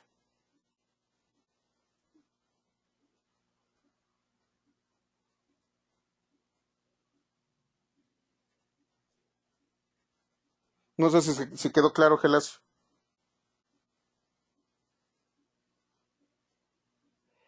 En JavaScript sí se puede utilizar polimorfismo, pero lo vamos a ver más adelante.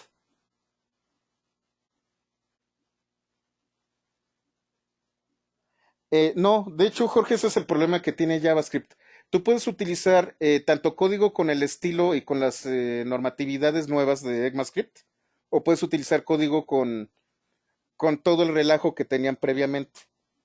Es por eso por lo que a veces tenemos espagueti con el código, y es una de las grandes críticas que se tiene con JavaScript. Lo que hace uno normalmente, de hecho, si ustedes no estuvieran en este curso, se irían directamente al framework. Y entonces, en lugar de entender cómo funciona la estructura de JavaScript, se traen el framework. No saben quién escribió, ni no saben cuándo fue escrito ese framework. Y entonces pueden traerse código muy feo que les puede dar en la torre con código moderno. Sobre todo la diferencia entre let y var es muy importante. El tema de los ámbitos es algo a lo que se le hizo muchísimo énfasis con ECMAScript 5. No sé por qué había hoisting previamente, no sé por qué lo hacían, pero ustedes inclusive podían no utilizar una variable y utilizar var, y cuando lo ejecutaban, la podían ustedes utilizar. Déjenme ver un ejemplo, para que entiendan lo importante que es esto del hoisting. Me voy al inspector,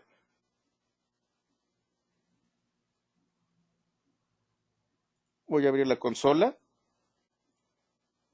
voy a limpiarla.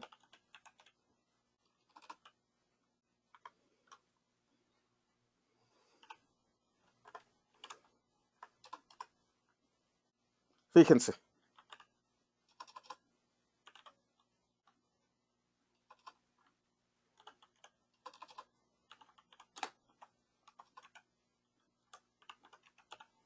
let animal igual a gato.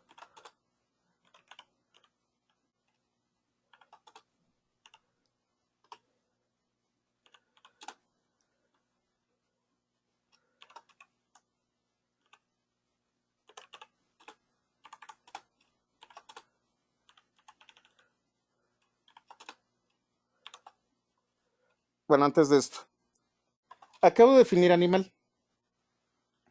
Voy a colocar este tipo. Voy a llamar tipo. Tipo no está definido. Me va a marcar un error. Reference error. Tipo no está definido.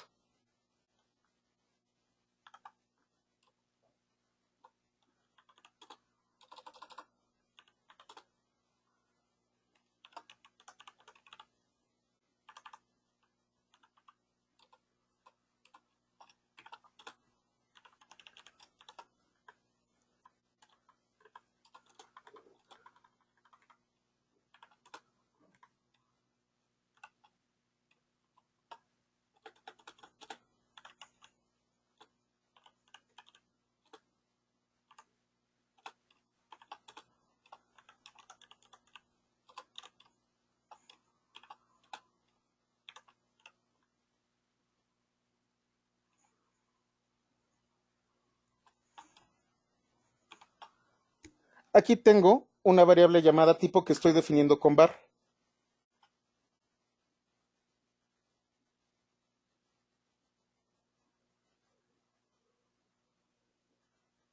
Perdón, aquí. Cometí el error. Ya está. Este if definió la variable tipo.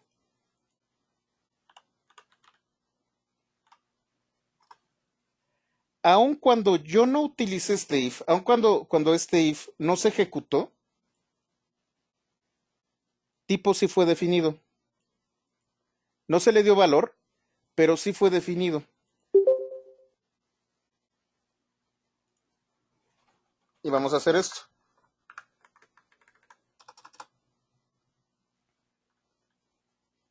Let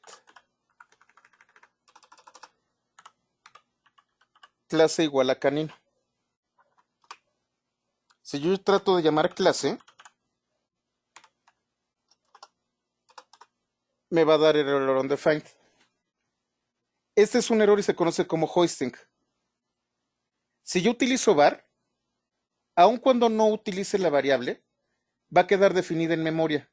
Va a tener el valor de undefined, pero va a existir en la memoria. Yo estoy definiendo clases, yo estoy inicializando variables sin siquiera utilizarlas. Esto es incorrecto.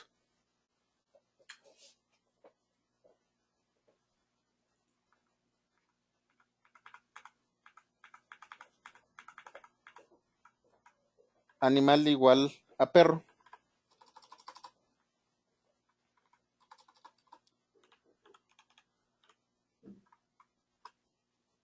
Y ahora sí utilizó el condicional. Como sí se ejecutó, ahora sí clase debe de existir. Ah, no, perdón. Es correcto. Clase solamente vive dentro de esto. Let me permite que cuando yo defino este tipo de variables, las variables solamente vivan en este ámbito.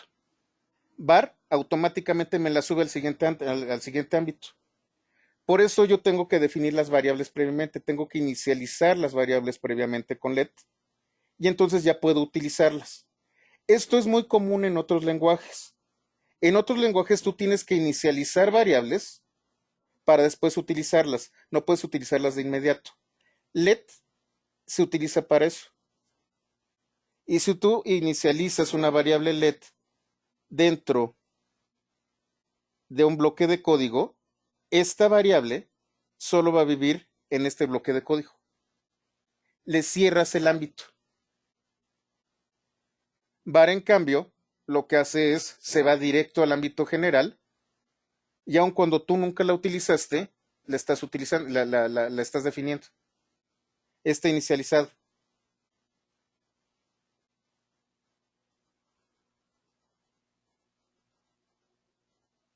¿Se puede exportar de local a global? Bueno, pues más o menos ya lo viste.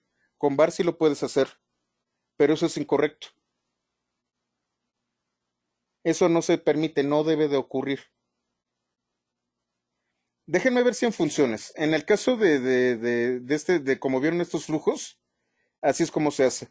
Déjenme recuerdo en funciones si yo puedo pasar de una función global, de una función local a una global, pero no le veo demasiado sentido. Lo que tú tendrías que hacer es lo que tú regreses, cacharlo con una variable.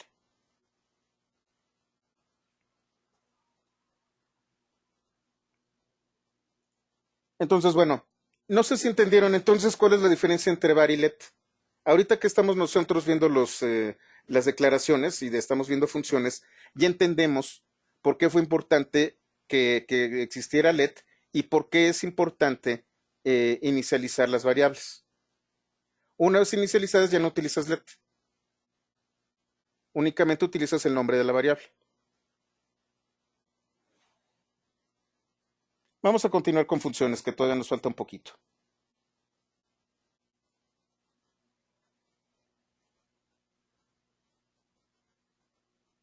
¿Entendimos todo el tema de ámbitos?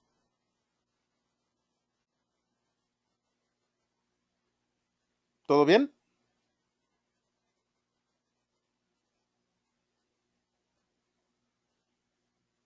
A ver, la taxonomía. A ver, espérame.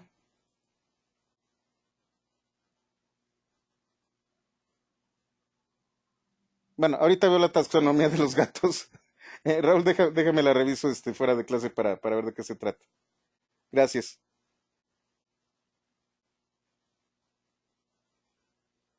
Ok. Bueno, ahora vamos a hablar ahora sí de parámetros y argumentos. JavaScript es bastante agnóstica con respecto a los argumentos. Si tú me das de más, no hay bronca. Ahora, ¿qué pasa si me das de menos? Una función puede aceptar datos al ser invocada. A estos datos se les conoce como argumentos. Los argumentos son guardados en variables locales que se nombran dentro del paréntesis. Estos son parámetros. Por ejemplo, aquí tengo el parámetro número. El parámetro número es una variable local. Y entonces vamos a utilizar análisis así. Análisis 22. ¿Qué estoy haciendo? Desde aquí estoy definiendo un parámetro con nombre número. Y este puede variar. Por ejemplo, aquí tengo análisis y ya habíamos definido número en el entorno global. Recuerdan que era 2. No se puede verificar el número. Análisis hola. No se puede verificar el número. Yo puedo incluir aquí cualquier tipo de valor y es cachado por este parámetro. Parámetro es lo que pido. Argumento es lo que ingreso. Ahora, yo puedo definir parámetros con valores por defecto. Y entonces, si yo no coloco un parámetro, un argumento en particular, el valor por defecto, por ejemplo, aquí va a ser igual a 1.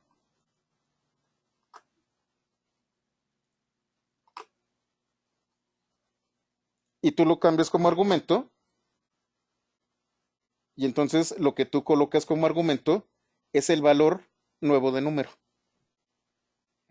Puedo tener una función con dos parámetros, A y B. Están separados por comas.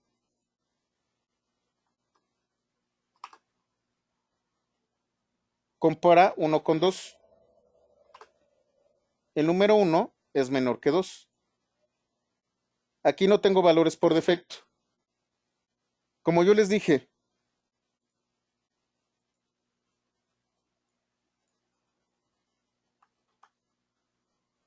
las funciones en JavaScript pueden aceptar más argumentos que parámetros y no hay problema. Pero ¿qué pasa si le doy menos argumentos? Aquí tengo undefined. No funciona.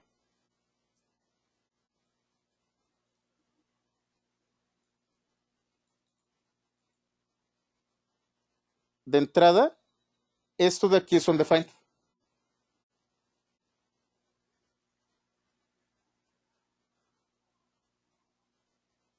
Y entonces rompe con toda la lógica. No me marca un error, pero sí rompe con la lógica. Y otra vez, puedo aceptar. También puedo tener más de un parámetro con un valor por defecto. Si yo solo doy un valor, se va a ir de izquierda a derecha. Va a sustituir el 8.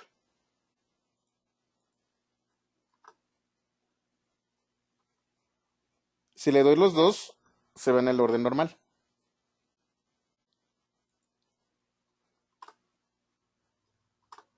En otros lenguajes de programación, es obligatorio el orden de los elementos con datos o sin datos. En este caso, el que está por defecto, el que tiene valor por defecto es 7. Entonces, si le doy un valor, aquel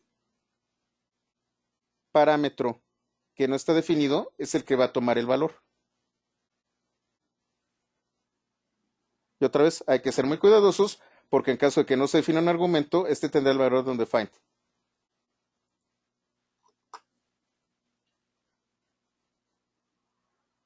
Mañana vamos a ver el tema de retorno de valores de una función. Lo dejamos hasta aquí, ya van a dar las 5 y continuamos el día de mañana con esto y vamos a ver más características de las funciones. Hasta aquí todo está quedando claro, ¿todo bien?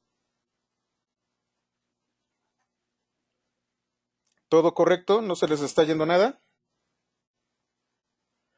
Muy bien, bueno, pues entonces nos vemos el día de mañana.